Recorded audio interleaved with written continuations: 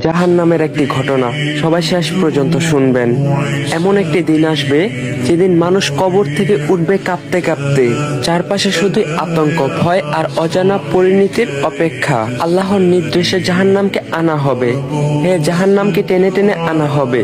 সে হবে রাগে উত্তপ্ত, আর তার চোখ থাকবে, তার মুখ থাকবে এবং থাকবে 70,000টি দড়ি। প্রতিটি দড়িতে থাকবে 70,000 ফেরেশতা, যারা তাকে ধরে রাখবে। তার আগুনের তাপ এত ভয়ঙ্কর হবে যে সে একবার নিঃশ্বাস ফেললে দুনিয়ার প্রতিটি ফেরেশতা, নবী, শহীদ সবাই সিজদায় লুটিয়ে পড়বে। তখন মানুষ বলতে থাকবে, হে আল্লাহ, আমাকে আজ শুধু বাঁচিয়ে নাও, আমি সব ছেড়ে দেব। কিন্তু সেই দিন তওবার দরজা বন্ধ, ক্ষমার আশা শেষ। একজন মুমিনাকে তার চুলের একটি অংশ খোলা থাকার কারণে জাহান্নামের আগুন তাকে স্পর্শ করবে। একজন পুরুষকে তার চোখ দিয়ে হারাম দেখার কারণে জাহান্নামের আগুন ধেয়ে আসবে। কারো জিহ্বা, যা দিয়ে সে গীবত করছে, মিথ্যা বলছে, সেই জিহ্বা আগুনে পোড়ানো হবে।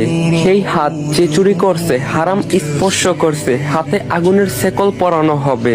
সেই পা যে হারামের দিকে গেছে, সেই পা টেনে নিয়ে যাওয়া হবে জাহান্নামের দিকে। তখন আপনি বলবেন, হায়, আমি যদি দুনিয়ায় একটু ফিরে যেতে পারতাম, একটু। কিন্তু দুনিয়া তো তখন থাকবে না ভাই, আর সুযোগও থাকবে না। কেউ কাউকে সাহায্য করতে পারবে না।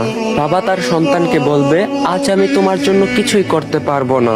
এখন ভাবুন ভাই, আপনি যদি ওই দিনের জন্য প্রস্তুত না থাকেন, আপনি যদি আজও নামাজ না পড়েন, আপনি যদি আজও গুনাহে ডুবে থাকেন, তাহলে এই আগুন, সেই জাহান্নাম, সেই লাঞ্ছনা কার জন্য?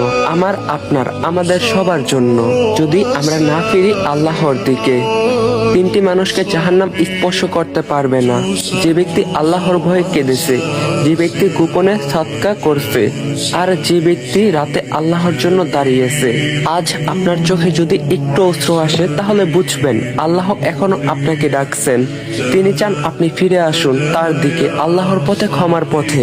আজই ফিরে আসুন, কারণ কাল শুধু একটি আশার নাম, কিন্তু কোনো নিশ্চয়তা নয়। প্রায় অনেক দিন পর ইসলামিক ভিডিও নিয়ে ফিরে আসলাম। ভিডিওতে 3টা করে কপি লিংক করবেন, লাইক করবেন, আপনার বন্ধুদের কাছে শেয়ার করবেন। আসসালামু আলাইকুম।